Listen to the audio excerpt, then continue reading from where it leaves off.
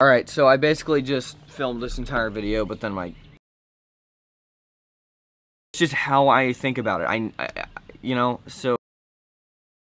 You're going to see a little flower pop up here after you open the application, and you're going to... Well, hello there, Shirley Rocks here. If you're here, you're looking on a...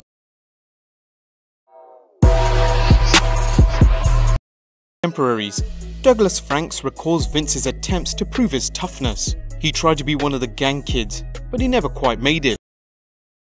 Early in their business careers, Vince and Linda McMahon found themselves in a financial hole. After a business proposal didn't... Episode 7 came out, right? I got a phone call.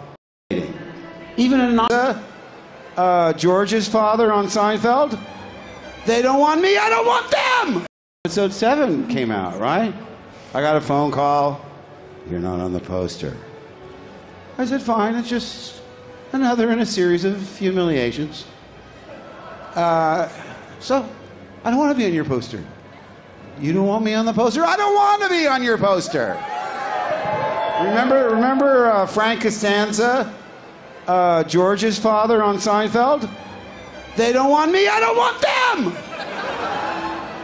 I could really relate to that. But that's okay. I'm turning on my TV and I'm seeing all the people from episode 7 going on Jimmy Kimmel. They're going on the Tonight Show. Hello. James Corden. Oh, here's our guest star, Millie Hamill. There she is. The real star of the show arrived. You should have seen the way she took over Pinewood. She thought she owned that place. She didn't think it was Pinewood. She thought it was MGM. Metro Goldwyn Millie. She's actually Chelsea's dog, my youngest daughter.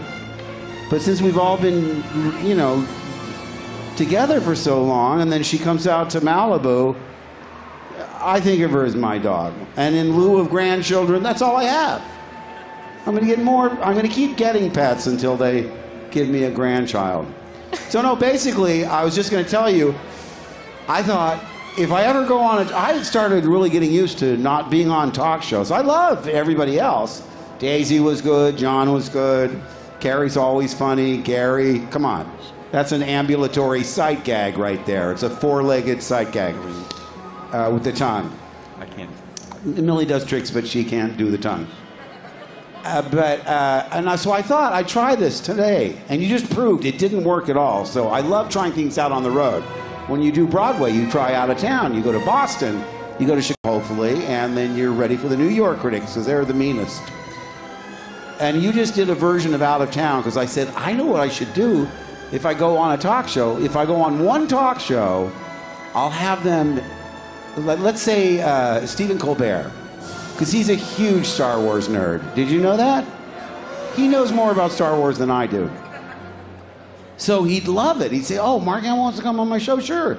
And they'd promo it. They'd say, next Monday, from The Force Awakens, actor Mark Hamill. Everybody goes, ooh. I mean, if they like Star Wars and they like Mark Hamill. Those are the people that go, ooh. And then, and they keep talking about it. Oh, it's only 4 more nights. 2 more nights. Day after tomorrow. Tomorrow! Right here, Mark Hamill from Force Awakens. So on the night, they do their usual show, do the monologue, they do the sketch comedy. They might have a guest before me, I don't know, I don't care. But they just build it up, and when it comes time to introduce me, I said, this is what should happen. The curtain goes up, I'll be in my street clothes in a hoodie. I just tried it right now, it didn't work. I'll have my back to the audience with a hoodie on, and I'll stand there for the longest time, and then I'll slowly turn around, slowly, and pull the hood down, and just stare at the audience.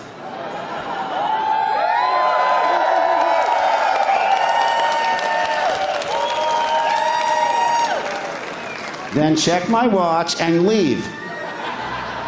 Just walk right out, get into a car, go back to the hotel, and that's all.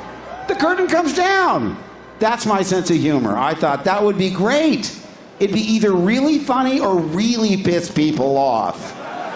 But for me, as long as you get a reaction, I'm good with that. People say, do you like playing Luke better than you play the Joker? I said, either one that gets a good reaction.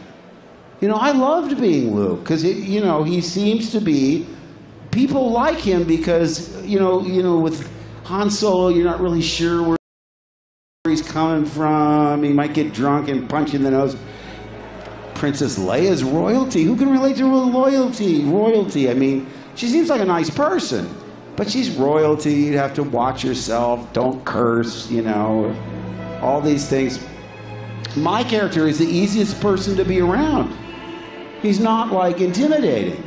Even a 9-year-old looks and goes, oh, I could do that.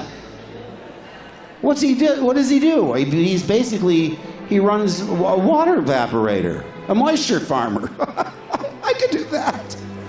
No sweat. Later, of course, he developed some skills.